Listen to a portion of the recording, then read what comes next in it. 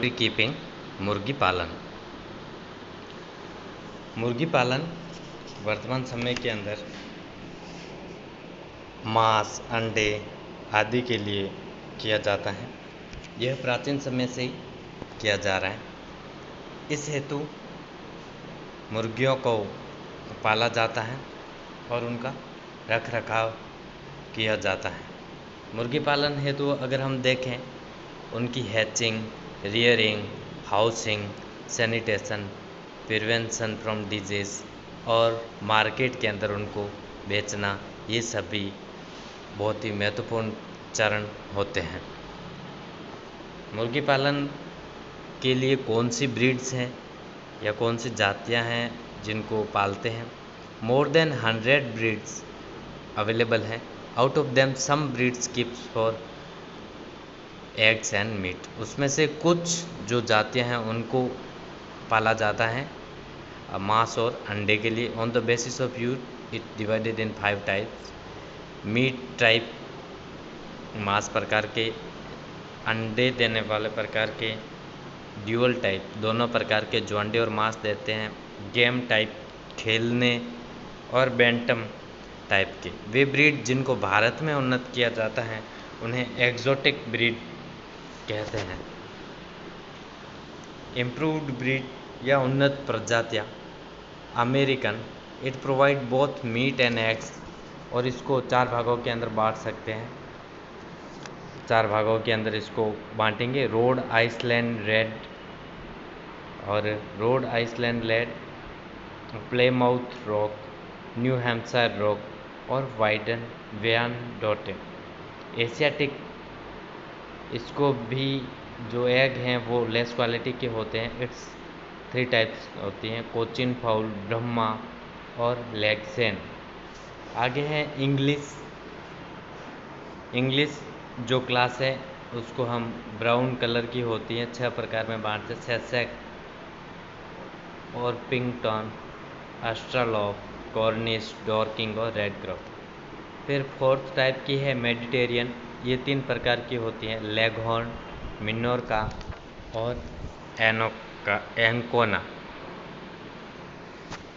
अगर इनको आगे देखें अंडों का चयन किस तरीके से करते हैं, तो अंडों का चयन हेतु ध्यान रखना चाहिए कि जो मुर्गी है वो अच्छी ब्रीड की होनी चाहिए। हमेशा ताज़े अंडों का ही चयन करना चाहिए और अत्यधिक छोटे और या बड़े अंडों का चयन नहीं करना। सामान्य आकार वाले और चिकनी सतह वाले अंडों का चयन करना चाहिए। उसके बाद ट्रीटमेंट ऑफ एग्स हैं, तो अंडों को चयन करने के बाद इनकी देखभाल करनी चाहिए, उनको और टूटे हुए अंडों को बाहर रखना चाहिए। अंडों को धोने में काम आने वाला जो पानी है उसको 102 डिग्री फ़ारेनहाइट पर गर्म होना चाहिए, और अनिषेचित अंडे या अनफर्टिलाइज एग्स है उनको नेस्ट से हटा देना चाहिए। फिर प्रिकॉशन ऑफ हैचिंग की बात करें तो मुर्गी को रात्रि में हवादार और थोड़े अंधेरे वाला स्थान उपलब्ध करवाना चाहिए। एक मुर्गी के नीचे 6 से 8 घंटे अंडे रहने चाहिए। मुर्गी में किसी भी रोग का संक्रमण नहीं होना चाहिए और मुर्गी को प्रतिदिन ताज़ा भोजन और जल उपलब्ध कराना चाहिए, और अंडों में हैचिंग के टाइम मुर्गी को अकेले छोड़ देना चाहिए। आगे देखें रियरिंग ऑफ चिक्स, यानी चिक्स का किस तरीके से ध्यान रखें, इसके अंदर देखा जाता है। और उसको जो पानी पिलाते हैं वो KMNO युक्त होना चाहिए। 6 महीने पश्चात चूजे को दिन में 3 बार भोजन देना चाहिए। इससे मेन को अनाज और हरा भोजन दिया जा सकता है। आगे का जो मेन भाग है वो होता है मैटिंग। तो इनके अंदर मैटिंग है वो 3 प्रकार की होती है। पेन मैटिंग, इसमें एक मुर्गी को एक समूह या झुंड में कई मुर्गियों के साथ छोड़ दिया जाता है, और एक मोस्टली या कॉमनली एक 10 मुर्गी के ऊपर एक मुर्गा रखा जा सकता है, तो इसके पेन मैटिंग कहा जाता है। दूसरा है फ्लॉक मैटिंग या समूह, मुर्गियों के समूह में कई मुर्गे छोड़ दिए जाते हैं। इसमें कई बार लड़ाई हो जाती है और एक जो प्रभावी मुर्गा होता है वो दूसरों को संगम नहीं करने देता। यह जहाँ कोई रिकॉर्ड नहीं रखना हो कि कितनी उनसे निषेचित हुए या उनके बीच मैटिंग हुई या नहीं, वहाँ ये उपयुक्त है। तीसरी होती है स्टड मैटिंग, इसके अंदर मुर्गे और मुर्गियों को अलग अलग समूहों में रखा जाता है और आवश्यकता अनुसार मुर्गियों को संगम हेतु मुर्गे के समूह में छोड़ दिया जाता है। सिस्टम्स ऑफ ब्रीडिंग, इसमें इन ब्रीडिंग, इसमें एक ही जाति के समीप के सदस्यों को आपस में मैटिंग करवाई जाती है। यह विधि उपयुक्त नहीं है क्योंकि इससे नस्ल में कमजोरी आ जाती है। सेकंड है लाइन ब्रीडिंग, इसमें किसी एक जो बर्ड है उसका बार बार उसके अच्छे गुणों के कारण इन ब्रीडिंग विधि में काम लिया जाता है, इसलिए इसको लाइन ब्रीडिंग कहते हैं। नेक्स्ट है आउट क्रॉसिंग, इसमें एक ही प्रकार के पक्षियों का परंतु जिनके स्ट्रेन अलग अलग हो संगम कराना आउट क्रॉसिंग कहलाता है। नेक्स्ट क्रॉसिंग, विभिन्न जाति के पक्षियों का आपस में क्रॉस करवाना, इस पद्धति से उपलब्ध संकर हाइब्रिड कहलाते हैं। इसमें हाइब्रिड विगर होता है। नेक्स्ट हेटेरोसिस, इसमें दो आपस में असंबंधित या जिनका कोई आपस में संबंध नहीं हो प्रजाति के नर और मादा के मिलने से जब उत्पन्न संतति के गुण अपने पैतृक गुणों से अधिक हो तो उसे ओजस को हाइब्रिड विगर अथवा प्रसंग रोजा कहते हैं। इसमें सिर्फ जीवन क्षमता के ही गुण शामिल नहीं होते और भी कई गुण होते हैं, जैसे जल्दी बढ़ाव, कम मृत्यु दर, अंडे देने की अधिक क्षमता, तो ये सभी हेटेरोसिस से होते हैं। इसमें असंबंधित नर और मादा को आपस में मैटिंग करवाते हैं, इससे बनने वाले को हाइब्रिड विगर या प्रसंग रोजरा कहते हैं।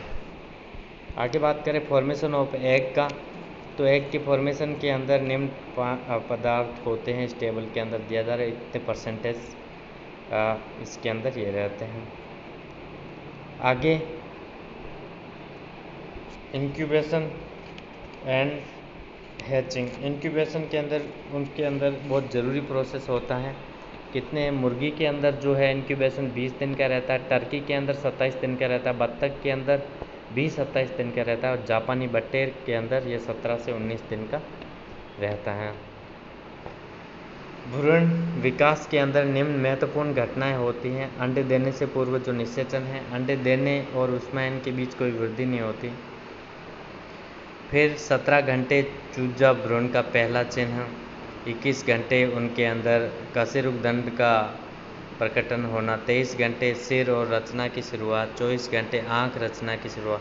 तो ये सभी स्लाइड्स के रूप में भी हम सेकेंड ईयर के अंदर पढ़ते हैं, आपके प्रैक्टिकल के अंदर इन सबको आप देख लेंगे। इतने घंटे की स्लाइड के अंदर क्या होता है वो हम इसके अंदर जो सोमाइट्स प्रेजेंट रहते हैं उस सोमाइट्स और इनके अंदर जो स्ट्रक्चर है उसके बेस पर इनको आइडेंटिफाई करते हैं। आर्टिफिशियल इंक्यूबेशन की बात करें तो आर्टिफिशियल इंक्यूबेशन वो कई बार ज़रूरी हो जाता है। इसके अंदर निम्न चीज़ों का ध्यान रखना पड़ता है। आर्टिफिशियल इंक्यूबेशन के अंदर एक अंडे में 20 से 21 दिन में चूजा बनता है। अंडे को 18 दिन इंक्यूबेशन किया जाता है और 3 दिन हैचर उपकरण में इंक्यूबेट उपकरण के अंदर रखा जाता है। निम्न फैक्टर इसको प्रभावित करते हैं, टेम्परेचर है, वेंटिलेशन है, मॉइस्चर है, पोजीशन ऑफ एग है, क्लीनिंग है और जगह। बेनिफिट्स ऑफ आर्टिफिशियल इंक्यूबेशन की बात करें तो एक साथ वांछित चूजे यानी हम जितने चाहें उतने चूजे निकाल सकते हैं। इसमें अंडों की हैचिंग आवश्यकता अनुसार किया जा सकता है। संक्रमण से बचाव कर सकते हैं, चूजे निकलने की संभावना हो सकती है और देखभाल और खर्च में कमी होती है। Factors affecting hatching of eggs, egg की हैचिंग को कौन कौन से फैक्टर प्रभावित करते हैं? जीवन क्षमता एवं अंडा उत्पादन,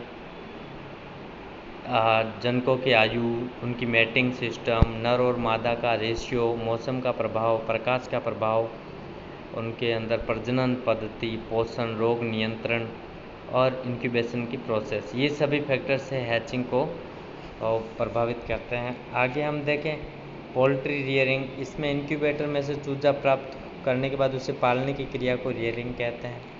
नेचुरल प्राकृतिक वातावरण के अंदर इसको सेना या पालने की क्षमता को नेचुरल रियरिंग कहते हैं। और आर्टिफिशियल रियरिंग, बिना मुर्गी की सहायता से होने वाले पालन पोषण को आर्टिफिशियल रियरिंग कहते हैं। अब चूजे प्राप्त होने से पूर्व ही ब्रूडर या गृह तैयार होना चाहिए, जिस प्रकार उसके अंदर रख के उनका पालन पोषण किया जा सकता है। तो ब्रूडर कई प्रकार के होते हैं। एक होता है floor brooder house, battery brooder house, deep litter system और केज सिस्टम। इनकी सहायता से हम इनको वहाँ पर ब्रूडर के अंदर इनका पालन पोषण या रियरिंग कर सकते हैं। पोल्ट्री फूड के अंदर अगर हम देखें तो जो क्या है किन उद्देश्यों को ध्यान रखें, कुक्कुट आहार को अखाद्य रूप में बदलना, इनको जो पोषण आवश्यकताओं को पूरा करना, वृद्धि, मोटा होने तथा जनन होने के लिए, और वॉलेंट्री और इनवॉलेंट्री कार्यों के लिए ऊर्जा प्रदान करना। क्या क्या घटक हो सकते हैं इनके? कार्बनिक और अकार्बनिक हो सकते हैं। अकार्बनिक के अंदर जल और खनिज, और कार्बनिक के अंदर नाइट्रोजन युक्त यौगिक जो कि प्रोटीन और प्रोटीन रहित नाइट्रोजन है, और नाइट्रोजन रहित यौगिक में कार्बोहाइड्रेट और फैट को यूज़ करते हैं। पोल्ट्री प्रोडक्ट्स की बात करें तो इसके अंदर जो एग्स हैं वो आगे हम जानते हैं बहुत ही न्यूट्रिटिव पदार्थ हैं, खाने के भी काम होते हैं। एग के ऊपर कवच होता है जो कैल्शियम कार्बोनेट का बना होता है। अंदर एल्बुमिन या अंडे की व्हाइट सफ़ेदी होती हैं, ठीक है, जो कुल सफ़ेदी का 20% होती हैं। इसके बाद इसके अंदर यॉक होता है जो बहुत ही न्यूट्रिटिव पदार्थ होता है। कंपोजिशन ऑफ एग की बात करें तो इसके अंदर carbohydrate, protein, non protein nitrogenous substances, lipids, vitamins, enzymes, minerals और पिगमेंट होते हैं। इसके अंदर कार्बोहाइड्रेट स्वस्थ अंडे में मुर्गी के अंडे में ग्लूकोज की औसत मात्रा तो स्वस्थ अंडे में 0.48% होती है, अंडे की सफ़ेदी में 0.45% तथा अंडे की पित्तक में 0.15% होती हैं। प्रोटीन अंडे में कुल 12% होती है। कुल प्रोटीन का 65% जो प्रोटीन है वो अंडे की सफ़ेदी में होती है।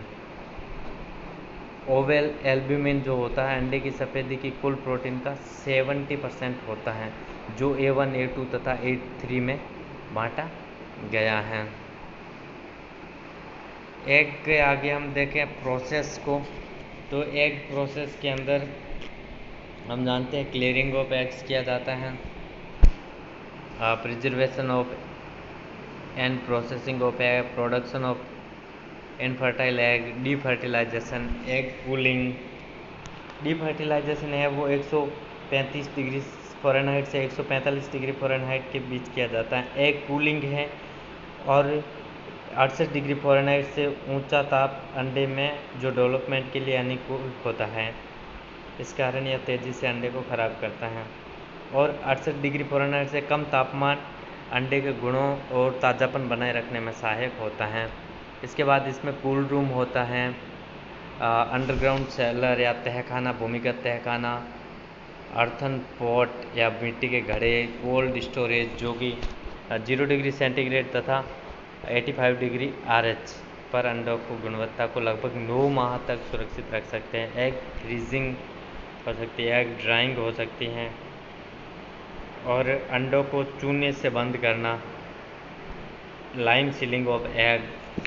इसके बाद अगर हम देखें नेक्स्ट में oil coating of egg, egg को चारों तरफ से ऑयल की कोटिंग करते हैं। इसके लिए इस कार्य के लिए कोरोनेशन ऑयल, पैराफिन से निकाला एक सफ़ेद खनिज तेल तथा नारियल का तेल उपयोग में लाया जाता है। मैसूर के central food technological research institute ने अंडों पर लेप के लिए संपूर्ण विधि को खोजा, और जिसमें अंडे पर एक पेट्रोलियम जो प्रोडक्ट्स है उस आधारित तेल का लेपन किया जाता है।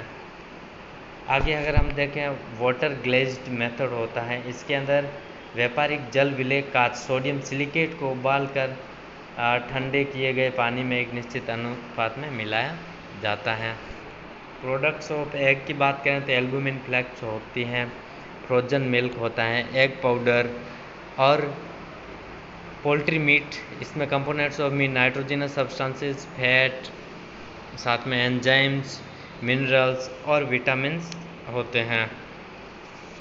प्रोसेसिंग ऑफ बर्ड्स मीट्स की बात करें तो इसकी पहले ड्रेसिंग या सफाई की जाती है, उसके बाद इसके अंदर एविसेक्शन या अंतरांग सेपन, आंतों को बाहर निकाल जाता है। उसके बाद चिल्लिंग एंड फ्रीजिंग, सफाई के बाद मृत शरीर को 4 से 5 डिग्री सेंटीग्रेड से नीचे तापमान पर रखना चाहिए और फिर 0 डिग्री सेंटीग्रेड पर रखते हैं। मीट प्रोडक्ट्स की बात करें, चिलिंग और फ्रीजिंग, और उसके बाद है कैनिंग। कैनिंग एक आवश्यक प्रोसेस है जिसमें मुर्गे के मांस को सुरक्षित रखने तथा आसान वितरण के लिए एक महत्वपूर्ण विधि है। इसके लिए सबसे पहले मीट को